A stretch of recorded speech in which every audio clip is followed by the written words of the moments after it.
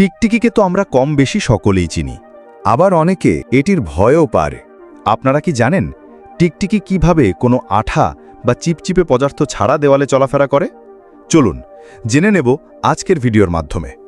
টিকটিকি, যাকে আমরা অনেকেই গেকো নামে চিনি, এদের পায়ের বিশেষ গঠনের জন্য দেওয়াল বা ছাদ কিংবা কাঁচের মতো মসৃণ পৃষ্ঠেও অনায়াসে চলাফেরা করতে পারে।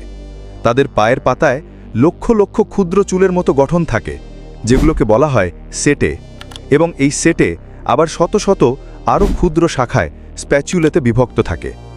এই ক্ষুদ্র স্প্যাচুলে দেওয়ালের অণুগুলোর খুব কাছাকাছি চলে যেতে পারে, যার ফলে বিশেষ এক ধরনের আকর্ষণ তৈরি হয়, যাকে বলা হয় ভ্যান ডার ওয়ালস বল। এই বল খুবই দুর্বল হলেও লক্ষ লক্ষ স্প্যাচুলে একসাথে কাজ করে। টিকটিকি খুব সহজেই নিজের ওজন বহন করতে পারে এবং দেওয়ালে আটকে থাকতে পারে।